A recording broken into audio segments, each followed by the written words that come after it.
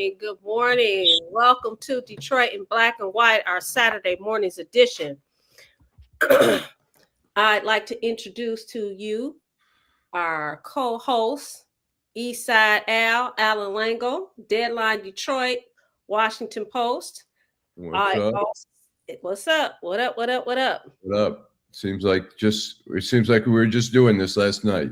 It seemed like just yesterday, right? Yeah. We also have Jim Nardone, our brother from downriver, Trenton, former chief of police of the Trenton Police Department. Good morning, Jim. How are you? Good morning. I'm doing well. Happy Saturday morning to everybody. Happy Saturday. And of course, you have me, Vanessa Moss, also known as she, her. Attorney extraordinaire is what I call you. I don't know about that. But Adolph announced last night he won't be here today, but we got this. So what I'm going to do, I want you guys to listen. If you are watching Detroit in Black and White, if you're listening to Detroit in Black and White on all the social media podcasts, awesome. What we want you to do is tell all your friends about the greatest show on these YouTube streets. We want you to like.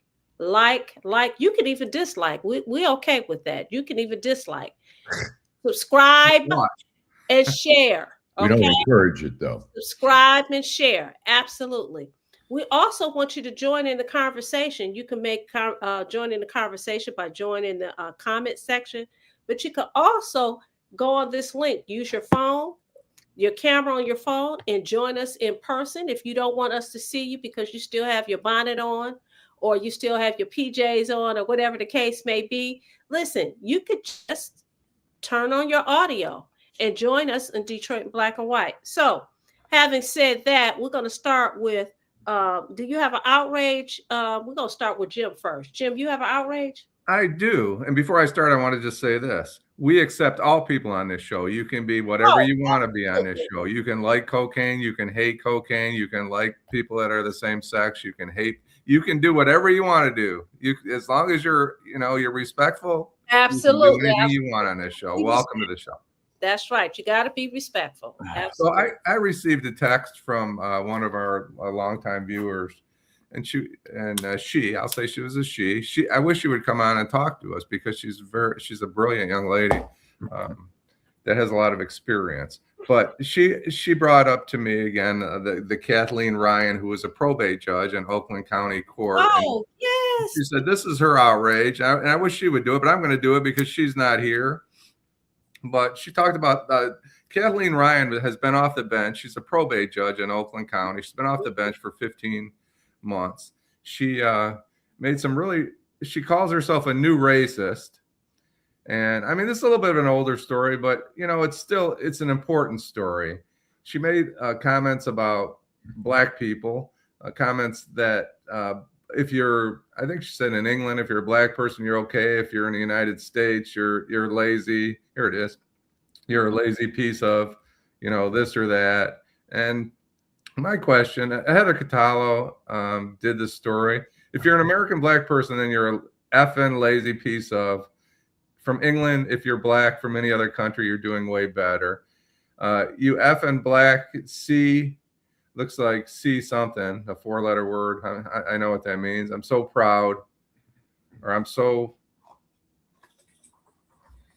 peed off at Black Lives Matter, Me Too movement, all the bullshit. Oh my God, F you, basically. And here's the question. She's been getting paid probably by the state of Michigan if she's a probate judge in Oakland County. Is that right, Vanessa? Absolutely. Yep. For 15 months. And she has a pension probably if she's been a judge for 13 years from the state of Michigan. I guess my question to the viewers and my question to the two of you and the government, if we'll call it the government, the state of Michigan, is why can't they pull her pension? If a police officer does something to violate the public trust, his pension can be at risk. So my question is, why isn't this she's been a judge for 13 years with these beliefs. They should try and yank her pension. That's where I'm at. And she should never, ever see the inside of a courtroom again.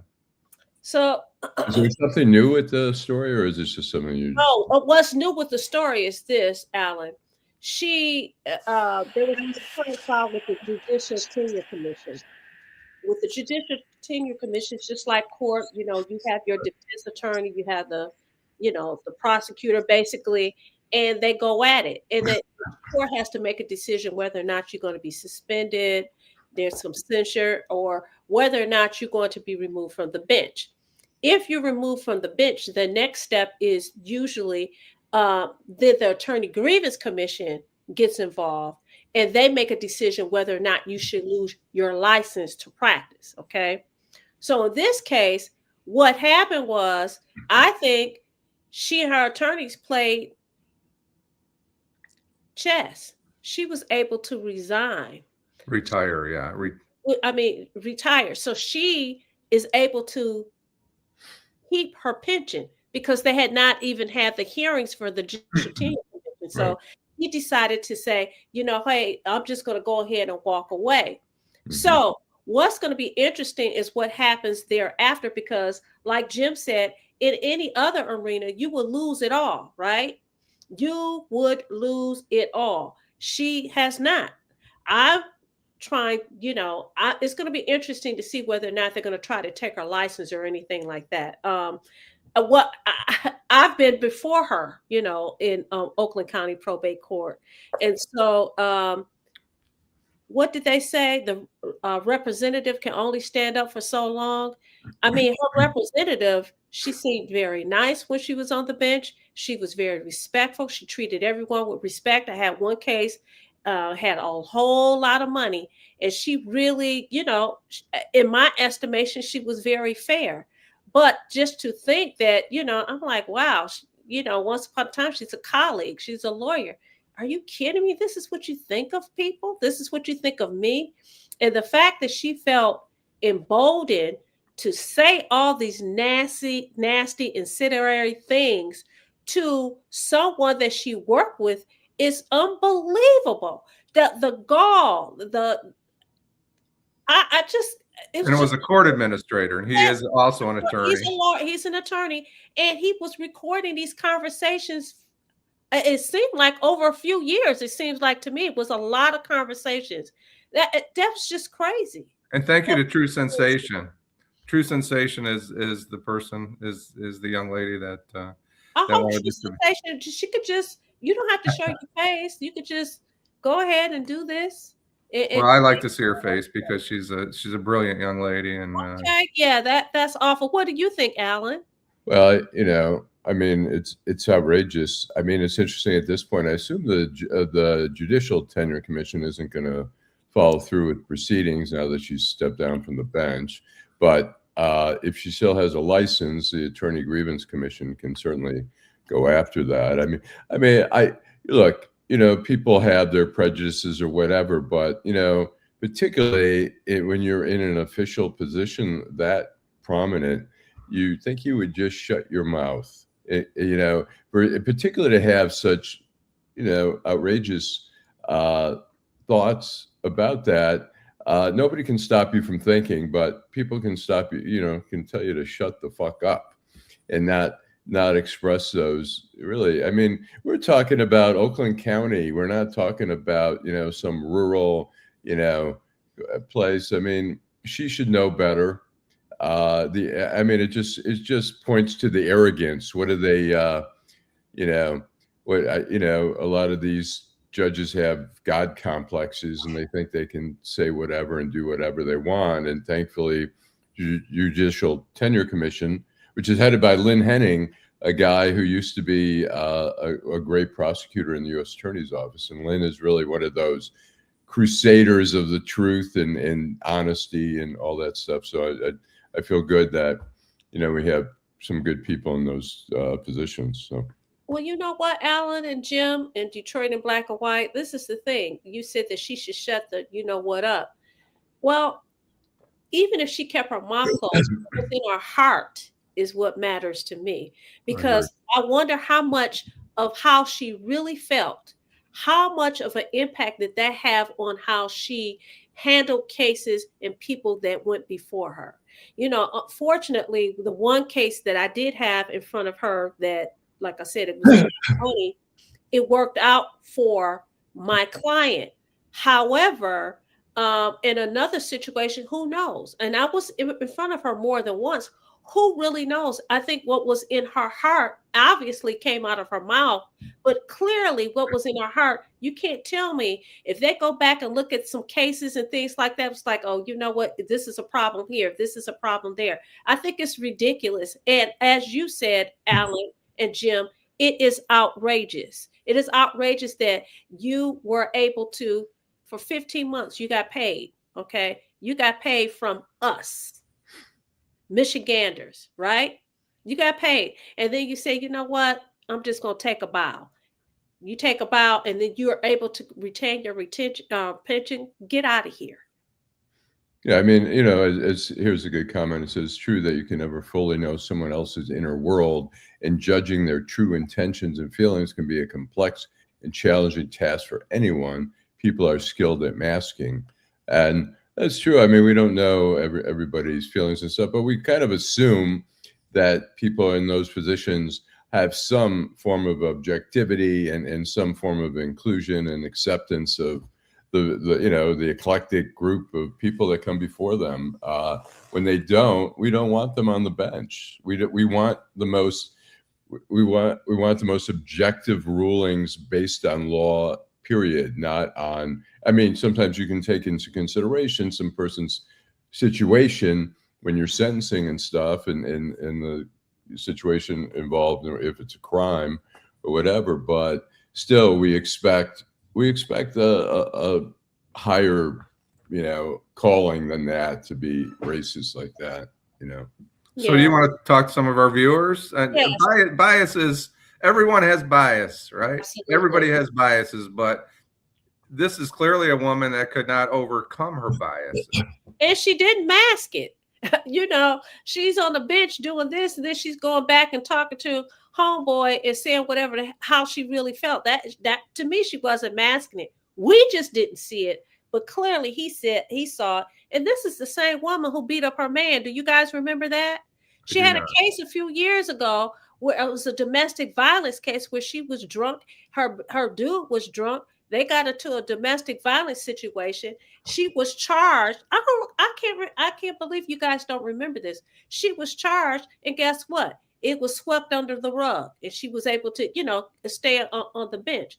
The reason I had a problem with that is that, listen, you guys be on a bench and you making all kinds of decisions. How can you not be biased, right? If you have been in these kind of situations. Now you getting drunk, and clearly she was a good fighter because he said she beat him up. But anyway, she don't mess with that, Joe. Stephanie Riley points out that biases are not the same as racism. I guess maybe I softened the blow a little bit, but she clearly has biases, and she's a racist. I think she's. Well, she said it. Thank you for your comment. Right, and she's a racist because she said it. This is nothing that anybody perceived. This came out of her mouth. So that's interesting. That was a good outrage, Jim. So thank you, True Sensation, for that. Yep, thank you, True. So we're going to give a shout out to Kenneth Reed, Tracy Huff, JRW, Jill Sheridan. Good morning. She said, "Hey y'all." I don't know who else is up for some reason. Terry McCrimmon. Thank you, Terry, for your comments. You're gonna have to pick up Stephanie, Miss Sheila. Good morning, Miss Sheila.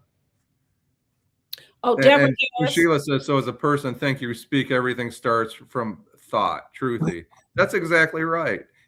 This is a hateful human being. I don't, you know what? They've already given her pay for 15 months. She does not deserve a pension from the state of Michigan. She has been covering her racism. We'll call it racism, Stephanie, for 13 years on the bench. She can be nice when she walks in the courtroom. Good morning. How's everybody? All this bull. But she's clearly a racist. She admits it. She's a self-proclaimed racist. She does not deserve a pension from the state of Michigan. She does not. We have Steve Fays, who is really upset with some judges at 36th District Court. Says resign now. Judge Ruth Ann Garrett, Judge McConaughey, landlord tenant division, arrest everyone at Trot Law. Trot usually handles all of the foreclosures in the state of Michigan, but in particularly in Oakland County. They have some in Wayne County as well. They also talk about the 8th precinct for Detroit Police Department for stealing white people's homes by evicting dead people, then give the house to Detroit Land Bank. Oh, okay. So they're mad at everybody. That's interesting. I think we need to maybe do a little research on some of that stuff. Thank you, Steve. Mr. 1213 says, I try not to be surprised what people hide in their hearts. True Sensation says that she remembers the case with the DV case. And mind you, that DV case with the judge was like a year or two before this came out. So you're arrested on DV. You're making all of these comments to homeboy that works with you while this is going on. It's just crazy. But you know what? The good thing about this is she's no longer on the bench. That's the good thing about it. She is no longer on the bench. So but that should be step one. Unfortunately, she's not the only bad judge. There are some other. Well, yeah, I'm sure people will be in the comments and people will say somebody's a bad judge because they didn't rule in their favor. Right. So some lazy judges. Bias, that's just simply racist, is what And J. Ross says she beat up her man. This judge was a gangster. Laugh out loud. Yeah, she beat up her dude. She beat him up. So what is your outrage, Allan? My outrage, I was watching a video. I see a million videos on Facebook now. There's little reels. They had Jesse Ventura, the former governor of Minnesota, who's a former Navy SEAL. And he was talking about military presence in our city. And he's saying that he had been to a lot of third world countries as a Navy SEAL. And he says, you know what? The common thing is you see in those third world countries is the military is ruling the streets with long guns and intimidation. And he said, that's what we're seeing here. And, to go back to our interview the other day with Mike Cox, who was very forthright and, but very cavalier about the National Guard presence. I agree. I mean, look, America has been too tolerant of crime for too long, and particularly in the cities where homicides are usually too high, whatever they are. And so if there's a certain area, which we talked about last night, if there's certain areas of the city of Detroit that you can do something in cooperation with the federal government, ATF, FBI, DEA, and trying to flood certain zones and trying to be strategic about crime. But to just put the National Guard in, it's usually a bullying tactic. Trump has been sending it to states where he doesn't like the governor usually. And it's, I don't know. I think we have to be careful and not be so cavalier about saying, yeah, we'll take whatever help we can get. We don't need the National Guard here. I saw when I was in Washington, doing a story for the Washington Post, they used to have, and I don't know if it was just every Friday or something, the National Guard would come out to a certain street and put, like in a high crime area, put floodlights up for the night. Kids would be playing. It'd be great. You'd see like the crack dealers down at the end of the block kind of, fuming that their, business was getting screwed up on a Friday night, one of the busy crack nights. And, it was nice. It was for show. It was for, to show force and to show, hey, we can do this with the neighborhood. And it's great. We need to have everyone, no matter what part of the city of Detroit you live in, should be able to go out at night and walk down to the corner store or do whatever. I mean, we have people out there, bullies with guns and, gangsters who are taking over certain neighborhoods. That can't happen. But the National Guard is not the solution. They're not trained to be police officers. They don't know how to, we saw with the ICE agent. They're really, here it is. They go into a community. This woman, if you watch the video, no matter what your opinion is on that, the woman is rolls down the window, says, hey, I'm not mad at you. Meanwhile, a guy with a face mask on starts jumping at pulling the door open, trying to bang at her. I mean, I'd be scared shitless. And I get pulled over. If I get pulled over for a traffic stop, I put my hands on the wheel. I say, yes, sir, no, sir. But if somebody's going crazy and trying to yank open my door, I might drive off. I might say, this person's insane. I got to get out of here. And these people aren't trained to do law enforcement in cities. So anyway. So, good morning, Namra S75. Thanks for tuning in. Good morning to you. Appreciate you. Should we take a break, Vanessa? We should take a break.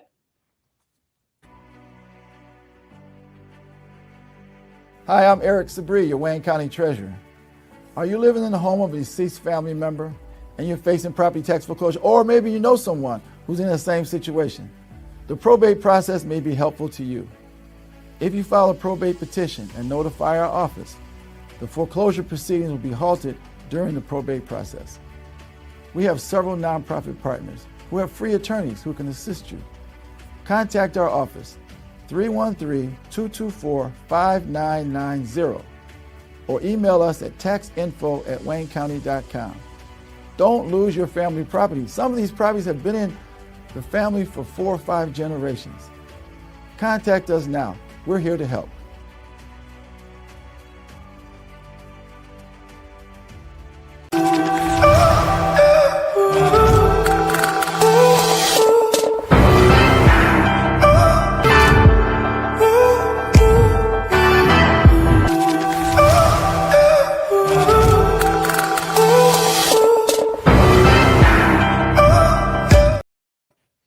We're back, Detroit in Black and White, our Saturday morning's edition. We want to thank everyone who has joined in the comments. We want to encourage you to join us. Use that link. Use the camera on your phone and join us in Detroit Black and White. I want to read a couple of comments. There's one comment that I find very interesting. This person, well, I'm going to say what they text, and then you guys can weigh in. He's weighing in on the judge in Oakland County that resigned. He says, that's how people really think. They think Black people are lazy, which they are. Shit. We know that everything the person say might be correct, and people hate the truth because the truth hurts. This is a Black man that made this comment. What do you have to say about that? And we want you guys to join in and comment. I'm going to say this. First of all, I do not like people making sweeping comments about any kind of race. That's like saying, you hear people say things about white people. That is totally and utterly ridiculous. And I think it is, quite frankly, offensive that you would say that, especially about your own people. Now, as far as the judge is concerned, if that's how she felt, that's how she felt. That's what she believed. But that's not what I believe. And I don't believe that that's what you, Allan, or Jim, or most of our viewers. What do you have to say about that? Well, I mean, we're talking about stereotypes. I mean, with every stereotype, you can always find some truth, a kernel of truth wherever, but it's so broad sweeping and unfair. I mean, every group, whether it's Jews or Blacks or Puerto Ricans or Muslims or whatever, people, we hear prejudice all the time where people, take one group and, people, I hear people talk about Islam and they say Islam is a violent religion and stuff like that. And I say, you know what? Islam is probably, I think, the biggest religion in the world. And it's a beautiful religion. It's just some of the people take it and interpret. I took a class, I did a fellowship at Duke University. One of the classes I took was on the Quran. And the Quran said, there are people who take everything literal, and there are people who are smart enough to interpret, but you have some radicals like bin Laden who take a kernel of the Quran, which says, thou shalt smite anyone who does not believe in Muhammad. At the same time, the Quran says, thou shalt not murder. And so it's easy to take one. I mean, it's shameful because we all know, and thankfully we have friends who are Black and white and Jewish and Muslim and Christian. And that, for us, but there are some people who don't have any exposure to any of those people, and that's where sometimes those stereotypes fester. But we're not going. So this is my opinion. I have friends who are Republicans, but on that again. Go ahead, Jim. There you go, being biased, Allan. You're doing the same thing that human beings doing by calling Republicans. I mean, that's the story of this country right now. Identifying. What did Allan say? Allan said he's a Republican. All I did say was Republicans. That's all I had to say. Do it, Allan, with Republicans. I have friends who are Republicans who I have a lot of respect for, but the ones. Can you imagine that? The ones who do the whole MAGA thing on me and tell me how great Trump is and who gives a shit, and fuck all these people and stuff like that. I don't have respect for them, but I have some, friends who, I have some family members who are Republicans, and they don't proselytize with me. They don't, and I can kid them about Trump. And you have some friends that are black, right? Exactly. I mean, look, I'm grateful. You have some friends that live on the east side. Well, yeah, no, but I'm grateful that I have such an eclectic group of friends that I have from, all types of friends who can remind me that, that people are people. And you have some friends that are lazy, right? Go ahead, Jim. I strongly disagree with that statement. Every human being is different and has different ideas about what's important in their life, and they should. But I'm not going to criticize. We're glad he or she are participating. And you know what? If you text my phone, if you make a comment, everybody else make their comments. His name is Mike Evans. He has Mike. I know Mike. Listen. Mike's tried to beat me up once or twice. Let him. He's entitled to his opinion. Thank you, Mike, for your opinion. I don't agree. Entitled to opinion. To me, that statement is a statement of self-hatred. I think Mike's the guy that told me I need to get out of Trenton, and that's fine. I get where he's coming from. I appreciate his comment. I know Mike. Mike is a friend. I appreciate his comment, but whoever made that comment about blacks being lazy, that person may be ignorant, docile, and self-hating. They need to check. He could be a he. It's a he. I guess it's Mike. Needs to check his character and his own self-worth. What's a respect for mankind and yourself? So G Money Hollywood is going to bring it, and G Money Hollywood has his right to bring it, just like Stephanie Jackson has her right. He probably was lazy at one time in his life. He cares. Be careful how you speak on others because you are in a better situation. Truthy, Miss Sheila. Thank you, Miss Sheila. You do it, Allan, with Republicans. Stephanie, thank you, Stephanie. This black dude said that black dude that said that is Uncle Ruckus. Deborah Harris is lazy. I'll be your own kind. He'd be talking about himself. Deborah Harris, thank you. Same thing, Stephanie Jackson. Detroit police are not trained in deportation, Stephanie. And somebody had made a comment about posse comitatus. I have trouble saying comitatus, and they're absolutely right. That it's the National Guard, which is completely different. They are authorized, typically under the governors, and that's a big issue over there in Minnesota. The governor's basically saying they work for me. The National Guard works for me, and he's absolutely correct. For one time in his life, Tim Walz is right about something.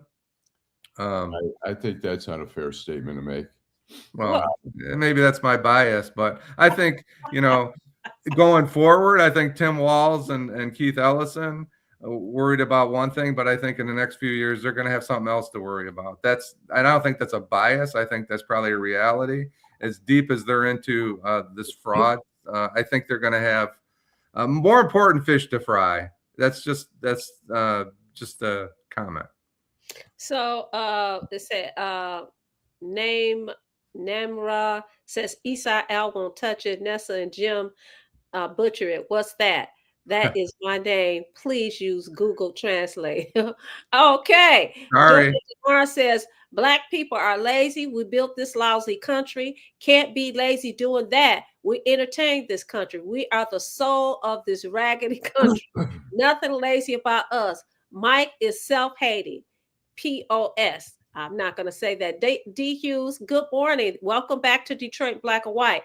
D. Hughes says the National Guard is for situations that are out of control. Drug dealing is out of control. Immigration is out of control. Good citizens stay out the way. Don't complain about what's bad if you're going to get in the way when action is taken to clean up. Shout out to Jim. See, I want to comment on that. You know what? I don't deny all those issues that, we do have some serious issues there, but the solution isn't to take the troops, just because the troops have a great visibility and stuff like that. They're not the most effective use. You know what it costs? It's costing $18 million a day to keep vessels and stuff out at sea near Venezuela. It's going to cost, up till now, it's cost the country like $600 million to do all that little bullshit. It's going to cost billions if we ever, we've taken over a country. We don't know what to do with it. There are solutions that need to be, we need to come up with, but the National Guard in this case is not the solution. I mean, when there was the 67 riot or rebellion, the city was out of control. The city was burning. People were getting shot left and right, including some cops who were probably going after some people and dumping them in the river. But, that's when you bring in the National Guard, when there's just total chaos. But there's a way to do this, and we have federal resources. We can, and the Detroit police have been working in cooperation with those agencies. If they need more help, they should ask for more help, not the National Guard. That's just my opinion. So quickly, all I'm coming up with is Herman backwards on Herman, Herman. So maybe it's Herman? Maybe. Jim, right. You have a question. Jim, are you implying Keith Ellison is involved in fraud? Oh, I don't know that. I said I didn't suggest that. I think that they have bigger fish to fry, bigger issues in Minnesota, and I will just say this. I can't say that. I will say this, that the Democrats want to anoint Tim Walz vice president. How's that working out for you? Look, he was not the best pick. That's fire.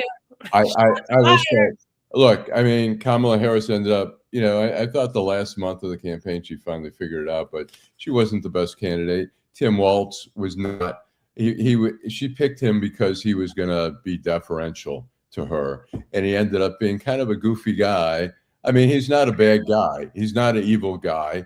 He's kind of goofy, and he wouldn't have been the best vice president, but we've had goofy vice presidents before, Dan Quayle and some others. So I don't, it's not unusual. Had some goofy presidents. I agree. Thank you for calling me out. Right now, the goofy. Thank you for calling me out. I'm not saying he was involved in anything. I don't know. We've had some goofy presidents, more than one.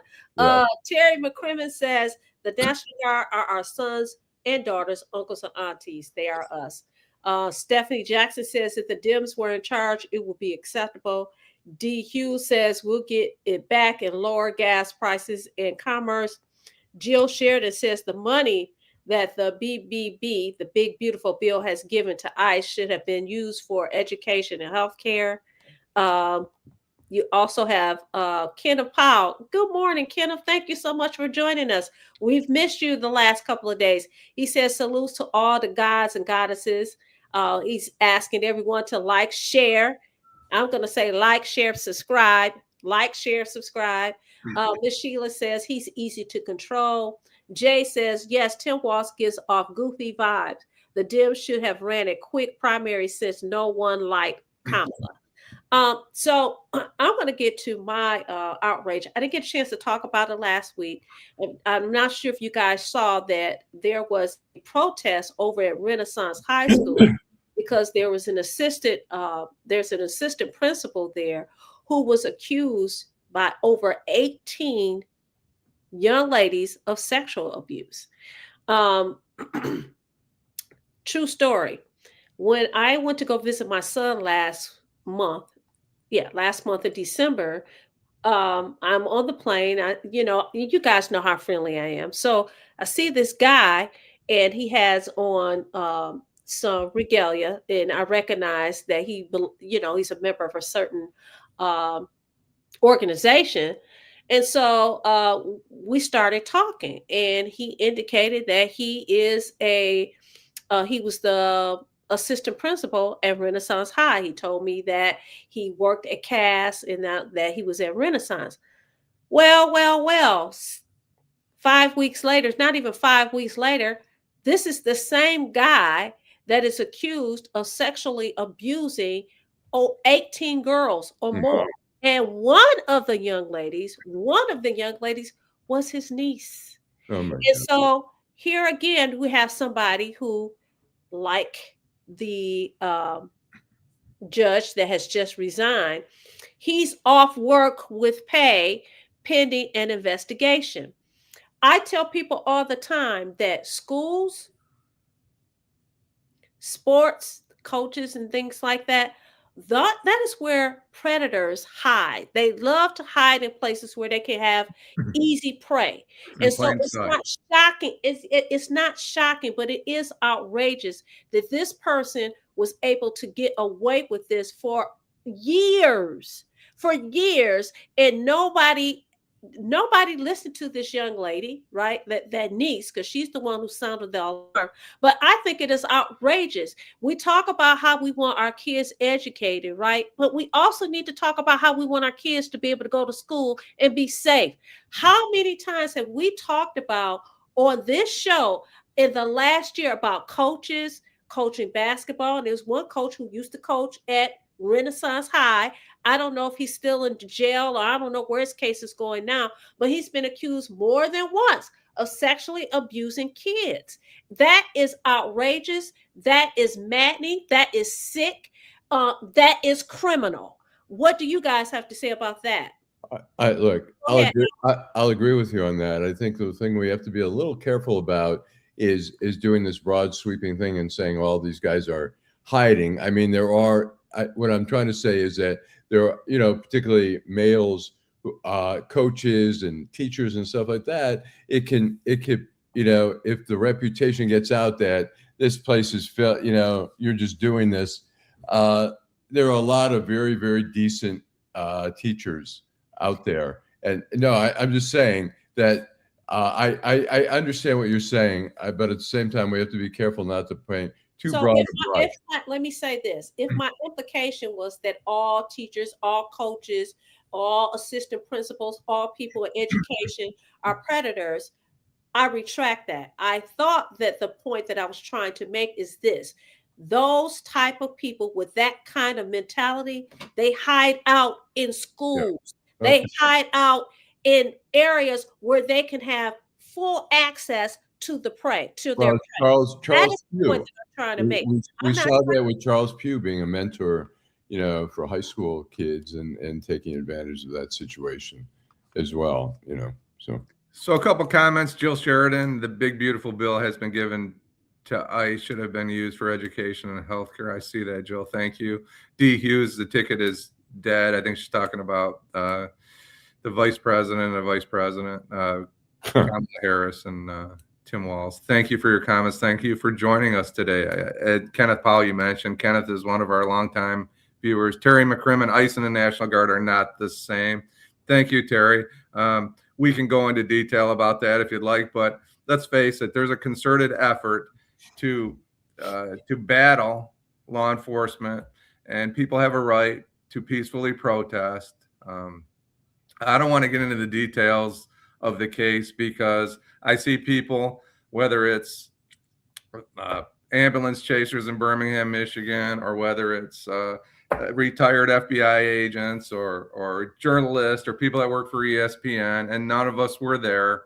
Like I said on Wednesday, let the investigation happen. Anybody that's out there telling you that they know exactly what happened is absolutely wrong. I'm going to tell you that because your eyes may say something, but there's other things. There's measurement. There's direction of firearms. There's direction of tires. There's RPMs in a vehicle. An investigation did not take 11 seconds. This investigation will probably take months, and we'll get to the truth. I'll say this.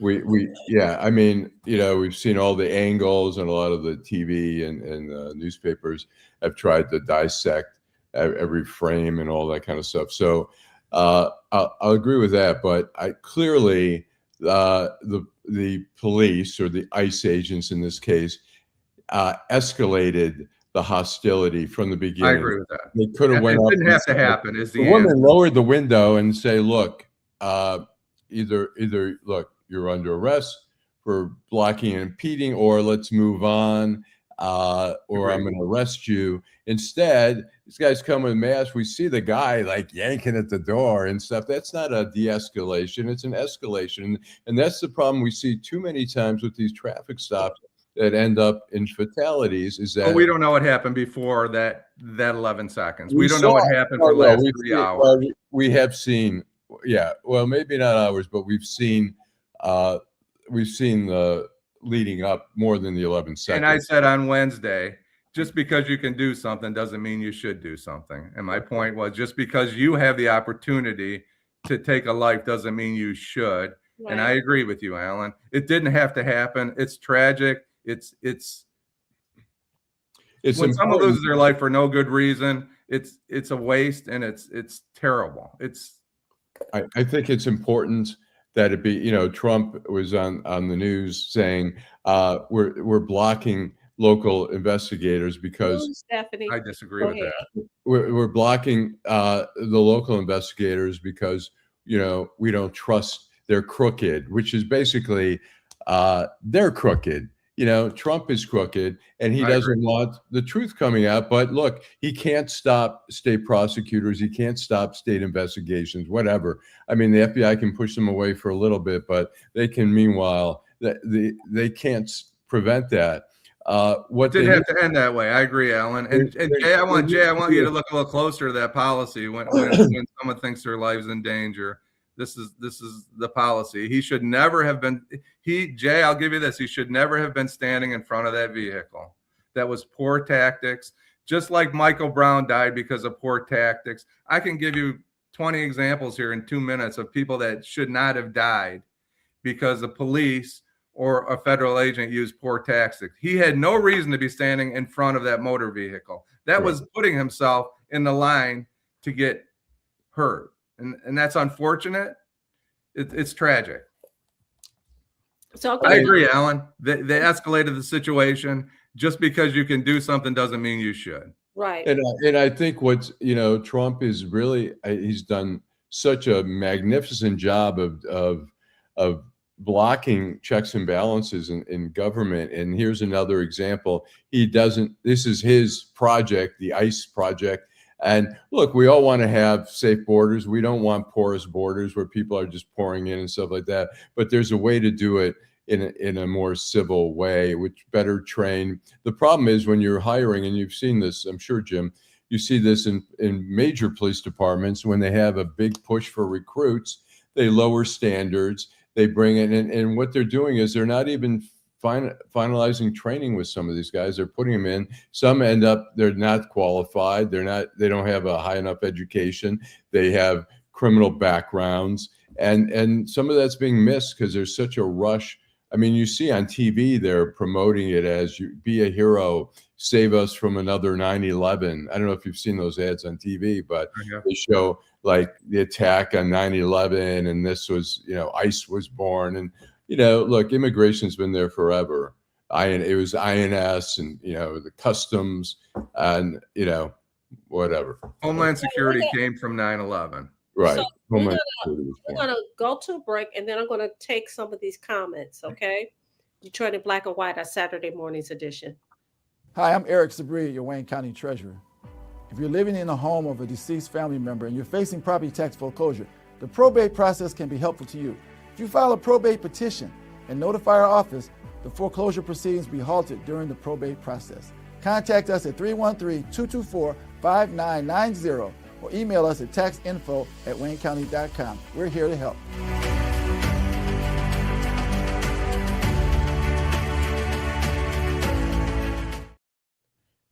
We're back, Detroit in Black and White, our Saturday morning's edition, the hottest show on this YouTube streets. We're going to ask that you use your phone and hit that link and come on and join us in Detroit in Black and White. We thank you for joining in the comments. I'm going to address some of the comments. Can I say something real quick? Sure. Carl Molinga, when we had him on our show, taught when he was running for Congress. He had a great idea. You want to spend money the right way to get rid of people who are here illegally. He said, let's get 7,000, 8,000 judges, some who are retired, some who are, where we can pull judges from around and push them through the system, have a proceeding, decide whether they should stay or not. We've had such a backlog. Instead, they're banging on doors and ripping people out of homes and stuff like that. There's some people you may have to go after and get them, but there are other people who are willing they're arresting people, are going to court to try to, do the right thing. And they're picking them up and deporting them. There's a better way to do some of the things they're doing. So, hey, Karen C., it's about time you joined us today. We missed you last night. So DQ says ICE has a job to do while getting away. Stephanie Jackson says the principal and hired a basketball coach accused of the same. Miss Sheila says, I said the prosecutor wants to talk to you, clown. True Sensation says predators blend in where there is prey. DQ says, unfortunately, innocent until proven guilty can be bad. Mr. 1213, good morning. Be careful who tutor your child or volunteer to work at these programs to teach your child to read. JRW says, bottom line is against ICE own policy to shoot at a moving vehicle. Case closed. Janice Saluk, good morning. They had good license plates and could have apprehended her later. Terry says Fox 2 News had a local police trainer on, and he said that ICE agents should not have stepped in front of the car. He created the situation of fearing for his life. DQ says, win a date with your favorite host of Detroit in Black and White. There you go. Thank you, D. Yeah.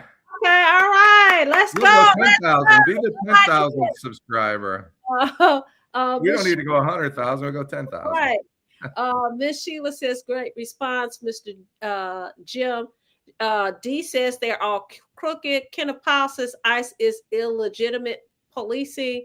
Jill Sheridan says, since investigations have barely begun, can we agree the government should STFU about their narrative finding fault? Absolutely. Absolutely. Started from the president to the attorney general to the vice president to, the only one that had any common sense in the whole thing, two people, Mary Moriarty, I think is her name, who is the prosecutor in Hennepin County. So let's let the investigation ride up. And Tom Homan, the rough Tom Homan border czar, basically said the same thing. I give him credit. He should have been the one talking, not the president, not the vice president, not any of these other idiots that have no idea what happened. Absolutely. I'd like to know what happened. We know that we have a young lady that is the mother of one, that she's gone. And we know that the ICE agent shot her. I don't know what happened beforehand. I don't know any of that. All I know is what they show us on television. And a lot of times people edit stuff and everything else. Not to mention, by the time they get to court, you're going to have to show the chain of custody, how this evidence was gathered, who what video what phone this come off of, who taped it, that kind of thing. But anyway, Janet, will you comment on that one, Janet, as a good friend of mine, but he was not in front of the car. The report that she tried to run over the officers was not factual. Terry McCrimmon says that was an execution by that agent. Come to find out, he was dragged by a person fleeing him several months ago. Jay says, I heard Spotify has banned ICE recruiting advertisements in certain areas of the country because of the shooting in Minnesota. D says, why is there a double standard in political conversation? And D also said when Barack Obama was back, there was no conversation. That's a good point. But so true. She said, let me ask you this. I'm not trying to convince you what happened on that day. Jan Sulick said, the guy was not in front of the car. Some people say he was, some people, I'm not going to try and convince you of this, but I will tell you this. Where the bullet entered the car, I have a problem with as a former police officer. However, you have to keep in consideration if he was in a stance, which would be which is a modified, which was called a Weaver stance from 50 years ago. Police officers, he's a right-handed officer, so he was shooting at the right side of the car. Where was his body? I don't know exactly where his body was. We'll know by the direction of the weapon. We'll know by the RPMs of the car. All these things come into play that nobody's even considered. Certainly not the President of the United States, but I will say this.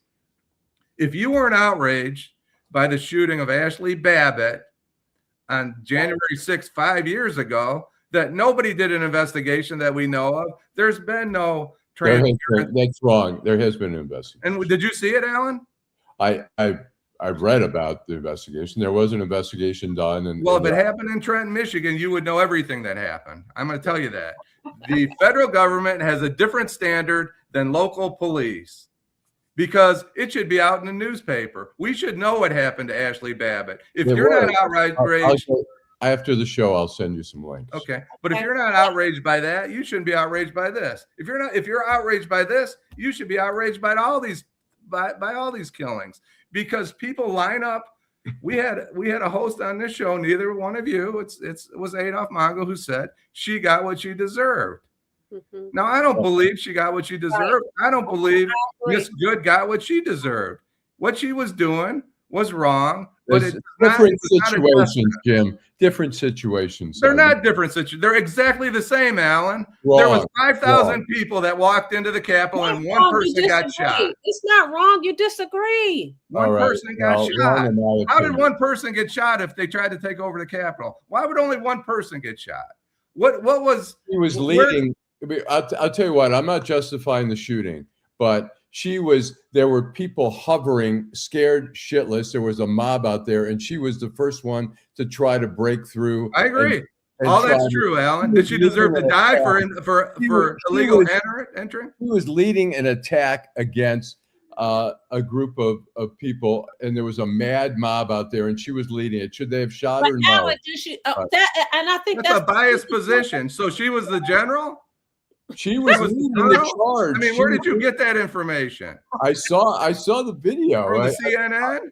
So she climbed through a window. CNN. I saw what she did. She climbed through a window and she died because of it. Illegal entry is typically a misdemeanor. No, you know what? Difference? No, there was a mob there. They were beating up people. They were beating up people? They were beating. She wasn't. But why didn't they shoot the people that were beating people up? Why did they shoot her? Well, we know why. Everybody knows what happened. They were tasked with protecting Congress, and she was going to lead the mob to try. There was people talking about killing Nancy Pelosi. They had staff members hiding in their offices. People were scared shitless. Nobody was scared shitless with this woman the other day. That's your opinion. The only person that was scared shitless was the woman who got shot. When you say nobody was scared shitless with that lady was shot the other day, if you believe the reports that this guy was dragged by someone a couple of months, he may have PTSD. We have no idea. He shouldn't have been working. You don't know. You're making these statements and you don't know. We won't know. Okay, until the investigation is done, and if there's any charges, then we will know. But right now, we don't know. I'm going to go to some of these. We know some things. We see an escalation of the situation. She rolls down the window, very casually says, "Look, I'm not mad at you." Her wife says, "Look, you've got our license plate. We're not going to change it. Basically, you know where to find us." And it's a fairly low key thing, and this guy comes ramming, trying to yank her door open and basically say, "I'm going to throw you to the fucking ground when I drag your ass out of the car." And she's like, "I'm scared." And so the officer in DC feared for his life, but you are positive, absolutely positive that this guy didn't fear for his life. Yeah. How did you come to that conclusion? Listen, you're not in his head. You're not in his heart. You don't have the experience. We don't know. Political bias. They're both useful idiots. Don't know. Ashley Babbitt was a useful idiot for Donald Trump, and this young lady, sadly, was a useful idiot for the left. I think Ashley Babbitt was a useful idiot for the right. It's tragic because they were used by the political. We're talking about bad policing, and she's a useful idiot. I'm talking about what she was out there doing, Allan. Just the same thing as Ashley Babbitt was convinced. that she was making a difference. Agents who are acting like the Gestapo out there. Listen. It's usually Adolf and I, and then the other side is Allan and Jim. So it's Allan and Jim this morning that's going back and forth. Listen, I want to go to some of these comments. D asks, why is there a double standard in political conversations? Janet Seluk says the ICE officers were not following their training if they were trained at all. Jill Sheridan says Allan is right. More immigration judges were needed, but Trump's administration fired many. Karen Winston says shot her with deadly intention. Stephanie says the bullet was in the front window. Jill says the feds trying to keep the state out of the investigation is a problem. Sorry, but I don't trust them to not hold evidence back. I agree with Jill. I agree with you wholeheartedly, Jill. Terry McCrimmon says, why is that Barbie Christie known in charge of Homeland Great Security? question. Ashley Bobby was acting a fool, and she was a terrorist. Absolutely, Jay. You're absolutely right. Who was violently attacking the Capitol.